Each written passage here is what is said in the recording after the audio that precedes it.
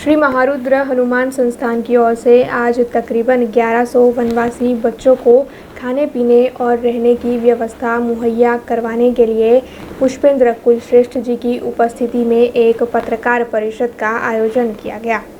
भारत माता मंदिर का संचालन श्री महारुद्र हनुमान संस्थान की ओर से पिछले 20 सालों से किया जा रहा है। भारत माता मंदिर की ओर से सामाजिक, आध्यात्मिक और कई सेवाकीय कार्य किए जाते हैं। ऐसे में इस साल संस्थान के वनवासी आश्रमों के सुचारू संचालन के लिए एक नया अभियान चलाया गया है, जिसके लिए राष्ट्रवादी प्रवक्ता पुष्पेंद्र कुलश्रेष्ठ जी की अध्यक्षता में आज भारत माता मंदिर के पटोत्सव और अखंड भारत संकल्प के अवसर पर एक जनसभा का आयोजन किया गया था। आपको बता दें कि भारत माता मंदिर के 14 आश्रम हैं, जिसमें 1100 से अधिक छात्र रहते हैं और संस्थान ने इन छात्रों की अच्छी शिक्षा, आवास की व्यवस्था और खाने पीने की सुविधा के लिए वित्तीय सहायता की अपील के साथ आज एक पत्रकार परिषद का आयोजन किया था। के शहर बड़ौदा में एक विशेष कैंपेन के लिए आया हुआ हूँ और वो कैंपेन ये है कि आपके शहर में एक भारत माता मंदिर है और उस भारत माता मंदिर को तमाम लोग चलाते हैं, लेकिन उसमें प्रमुख नाम है भास्कर साहब का। भास्कर साहब ने 2001 में ये मुहिम शुरू की थी, तब शायद उसमें 35 बच्चे थे। आज 1100 बच्चे हैं और 14 आश्रम हैं और इन 1100 बच्चों को वो पढ़ाते हैं, लिखाते हैं, उनके खाने का, कपड़ों का, सब चीज़ का इंतज़ाम करते हैं।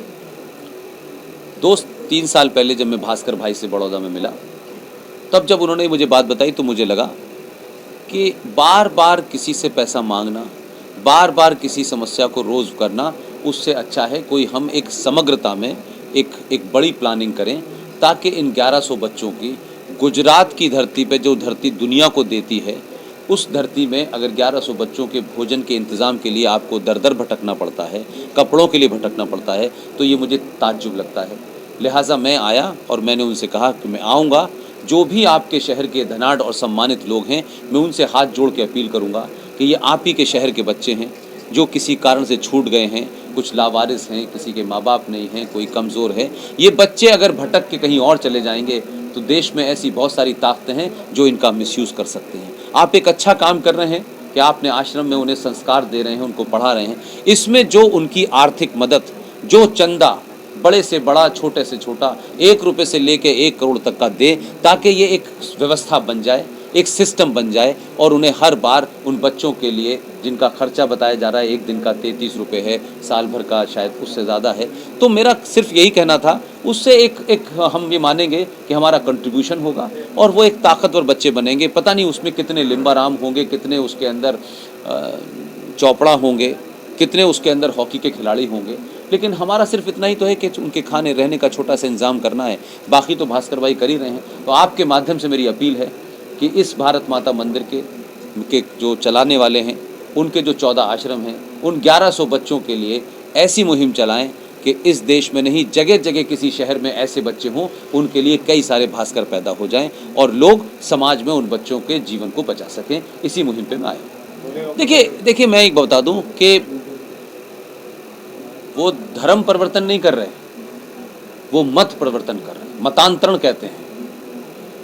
धर्म तो कोई परिवर्तन कर ही नहीं सकता है, लेकिन आपकी समाज की जो प्रति आपकी जिम्मेदारी होनी चाहिए थी, उन संगठनों की जो सुबह से शाम तक इनके बारे में बहुत बातें करते हैं, सनातन की बात करते हैं, हिंदुत्व की बात करते हैं, उन लोगों ने अगर ईमानदारी से काम किया होता तो ऑस्ट्रेलिया से चल के, इंग्लैंड से चल के वो क्रिश्चियन यहाँ आकर के आपकी भाषा, आपके सरोकारों को होते हुए उनको कन्वर्ट न कर पाता।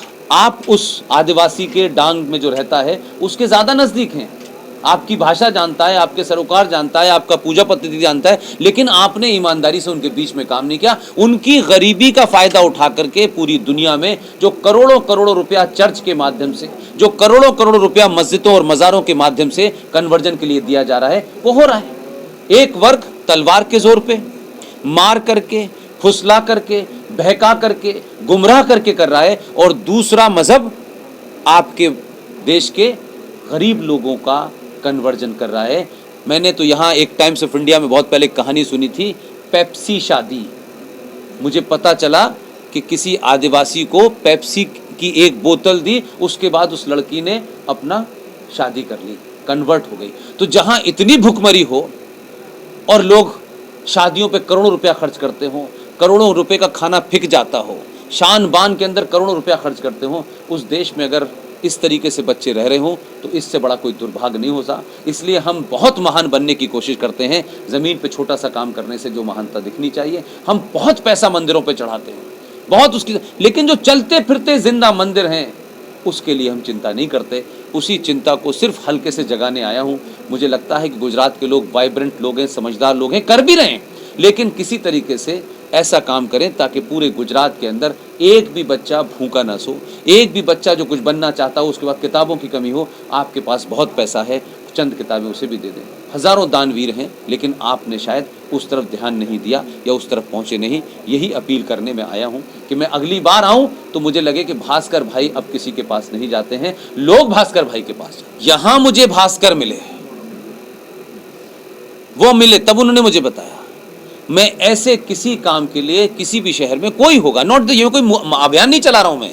मुझे जब ये समझ में आया तो मुझे लगा कि मैं इनके अभियान के लिए क्या कर सकता हूं, तो मेरे पास तो पैसा नहीं, तो ये कहा गया कि आप लोगों को मोटिवेट कर सकते हैं, तो मैंने कहा मैं कर दूंगा करके, दैट्स ऑल।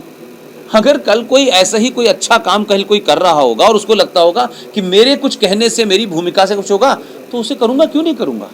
अब खबरों से लगातार अपडेट रहना हुआ आसान। BRG न्यूज आपके मोबाइल स्क्रीन पर। आज ही BRG न्यूज की mobile app Google play store और ऐप स्टोर से डाउनलोड करें और खबरों से लगातार जुड़े रहें।